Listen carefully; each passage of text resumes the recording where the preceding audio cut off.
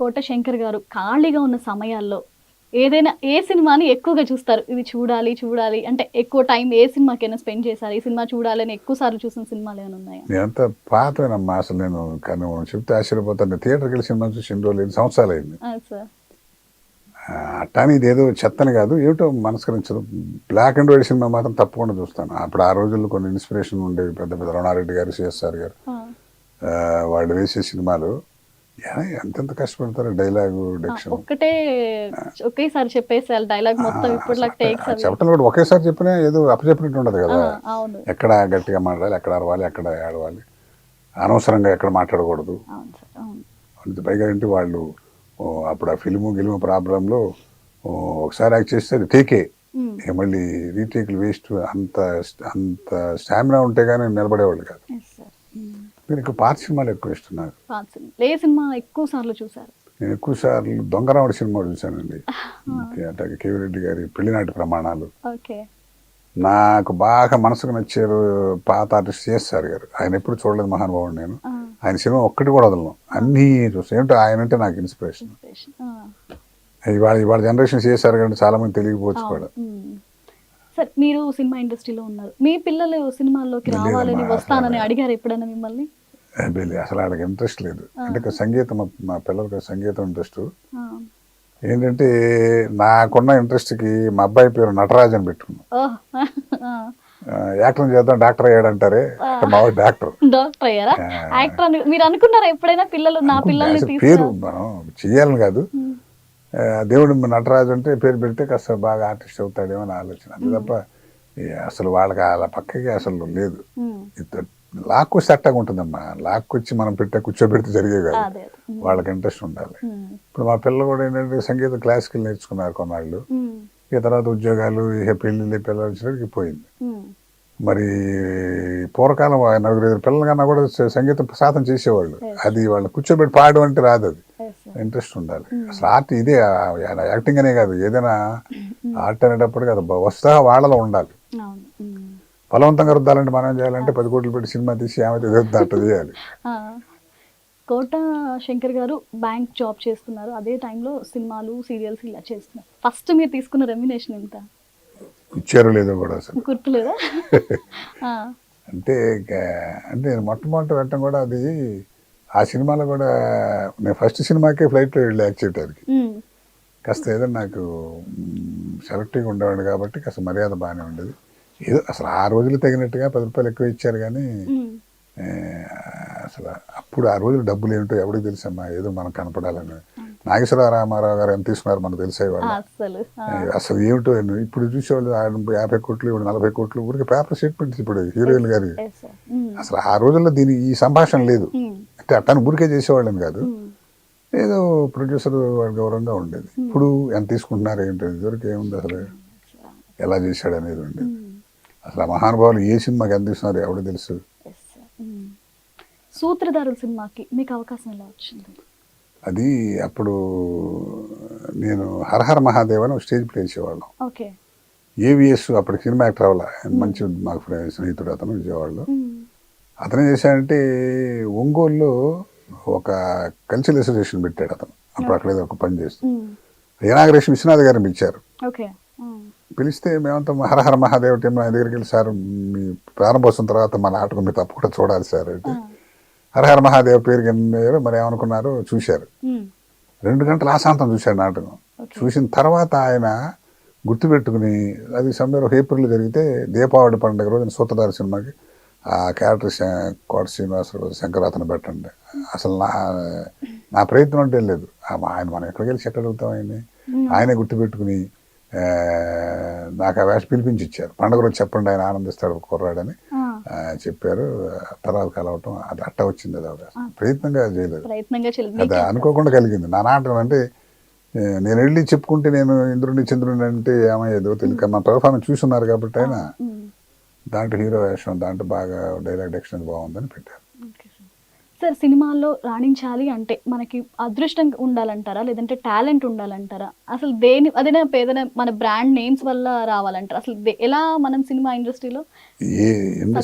ఇండస్ట్రీలో అర్హత తర్వాత ముందు అదృష్టం ఉండాలి. నేను అదృష్టాన్ని నమ్మిన వాడిని. ఎవరికైనా సరే ఎంత మహానుడైనా అదృష్టం అనేది లేకపోతే అసలు ఇంపాసిబుల్. ఎందుకంటే నేను రంగమార్తను రంగస్థలం మీద ఎరగదీసేసాను అనుకోండి, నాకు అది చూపించే అవకాశం రావాలిగా. అవకాశం అదృష్టం, అది మనకు తెలియదు అనుకో, ఎప్పుడు వస్తుంది తెలీదు. కాబట్టి ఏంటంటే అట్టానే గాలిలో దీపం పెట్టి ఉండకూడదు. AK-47 లాగా మనం లోడ్ చేసి రా ఏ క్యారెక్టర్ ఇస్తారు తినేస్తాను మనం ప్రిపేర్ అయ్యి ఉండాలి. వచ్చింది ఎరగదీస్తాం, రాదు ప్రయత్నం చేస్తాం, అంతే తప్ప మనకు అదే వస్తుంది అనుకోకూడదు. కానీ నాకు ఇంత టాలెంట్ ఎందుకు రాలేదు విచారం కూడా ఉండకూడదు. మనకన్నా గొప్ప గొప్ప టాలెంట్ ఉన్నవాడు బోళ్ళంత మంది ఉన్నారు. అవకాశాలు లేక నీకు ఏదొచ్చో అది చూపించేటువంటి అవకాశం దొరికితే నిలబడిపోతాం. ఎందుకంటే ఇప్పుడు ఇంతమంది యాక్టర్లు ఉన్నారు. రామారావు గారు కృష్ణుడు గొప్ప కృష్ణుడు, చాలా మంది కృష్ణుడు వేశారు. వేసిన వాళ్ళని చండాలం లేదు, వాళ్ళ వరకు వాళ్ళు బాగానే చూశారు. అట్లాగే కమెడియన్స్ వాళ్ళు చిన్న చిన్న మాటలతో కూడా స్టార్డమ్ వచ్చేసి వాళ్ళు ఎన్ని నాటకాలు వేశారు ఆ రోజులు. కాబట్టి ఏంటంటే అదృష్టం మెయిన్, అదృష్టం లేకపోతే వేస్ట్ ఎంత టాలెంట్ అయినా. అలా అని చెప్పి నాకు అదే అదృష్టం ఎట్టగా అదృష్టం అన్నారు కదా, మన ఇంట్లో కూర్చొని పిలుస్తాడు, ఇచ్చినాడు గారు తలుపు కొడతారు, రాఘవేంద్రరావు పిలుస్తారు, ఈ పిచ్చారు మన ప్రయత్నం మనం ఆర్టిస్ట్గా. మీరు చెప్పారు పౌరాణిక పాత్రలు అంటే మీకు ఇష్టం. పౌరాణిక పాత్రలో మీకు బాగా ఇష్టమైన క్యారెక్టర్ ఏంటి? క్యారెక్టర్ అంటే దాంట్లో కూడా నెగిటివ్ క్యారెక్టర్స్ బాగుంటాయి. రాముడు కృష్ణుడు వేస్తే అవి బాగా గ్లామర్ ఉన్నవాడు తప్ప నిలబడటం కష్టం. అన్ని వేశాడు రామారావు అంటే ఆ మహానుభావుడు వేరు. దాంట్లో ఏంటంటే ఇప్పుడు మాస్ క్యారెక్టర్ నెగిటివ్ క్యారెక్టర్ తొందరగా వెళ్తాయి జనంలో. నెగిటివ్ క్యారెక్టర్ అనేది నిజంగా తొందరగా రీచ్ అయిపోతుంది. అంటే ఇప్పుడు బలమైన శత్రువు దుర్మార్గుడు ఉంటేనే కదా హీరోయిజం.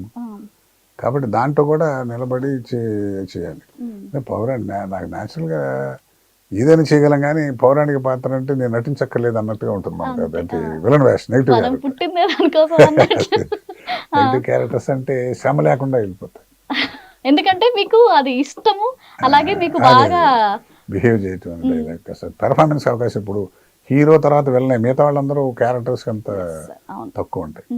హీరో పొజిషన్ ఎంత తొందరగా రీచ్ అవుతుందో జనాలకి, యాజ్ విలన్ కూడా అంతే తొందరగా. విలన్ తప్ప ఇప్పుడు ఏమైందంటే ఇదివరకు లాగా ఒక రంగారావు గారి తండ్రి, ఒక గుమ్మడి గారి తండ్రి, కన్నాంబ గారి ఆ పాత్రలు రావి, అయిపోయింది చరిత్ర పోయింది. అప్పుడు నాగేశ్వరరావు గారు రామారావు హీరో అన్న ఆయనకు తండ్రి, రేలం గారి కమెడియన్, కన్నాంబ గారి హీరోయిన్, ఏంట్రాన్ చొక్కా పట్టుకుని హీరోని కొట్టే పాత్రలు ఇప్పుడు అసలు అవి లేవు.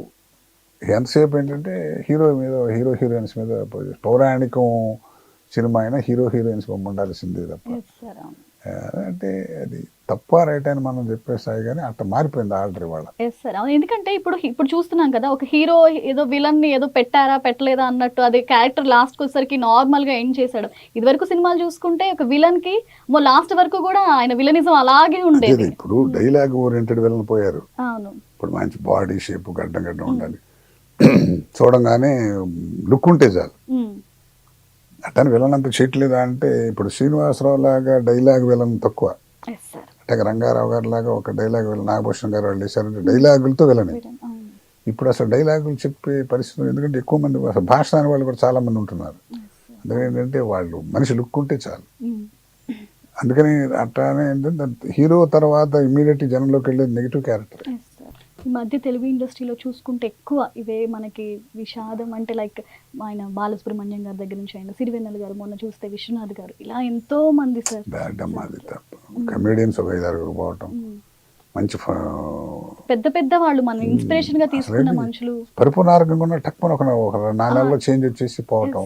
వెంటనే మొన్న చూసుకుంటే రీసెంట్ గా వాణిజ్యరామ్ గారు 1-2 రోజుల గ్యాప్ లో, ఇలాంటివి తలుచుకుంటే మీకు ఇప్పుడు విశ్వనాథ్ గారు, జమున గారు మహానుభావులు జీవితాన్ని అనుభవించారు పరిపూర్ణంగా.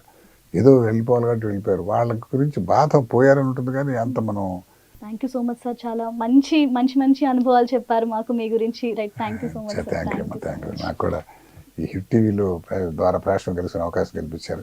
మళ్ళీ నాకు ఈ అవకాశం వాళ్ళు సరదాగా ఎప్పుడైనా మనసు మాట్లాడుతున్నారు.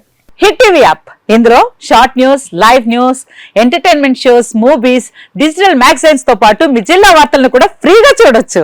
ఇంకెందుకు ఆలస్యం, వెంటనే హిట్ టీవీ యాప్ ని డౌన్లోడ్ చేసుకుని ఫ్రీగా ఎంటర్టైన్మెంట్ పొందండి. Hit TV app. Hit TV app. Please download hit TV app. Hit TV app ని ఫ్రీగా డౌన్లోడ్ చేసుకుని ఎంజాయ్ చేయండి. మీకు నచ్చిన ఎంటర్టైన్మెంట్ కోసం హిట్ టీవీ యాప్ ని ఫ్రీగా డౌన్లోడ్ చేసుకుని ఎంజాయ్ చేయండి. హిట్ టీవీ యాప్ ని డౌన్లోడ్ చేసుకుని ఆస్వాదించండి, ఆశీర్వదించండి. ఇంతమంది సెలబ్రిటీలు హిట్ టీవీ యాప్ ని డౌన్లోడ్ చేసుకోండి అని చెప్తున్నారంటే ఎంత మంచి యాప్ ఆలోచించండి.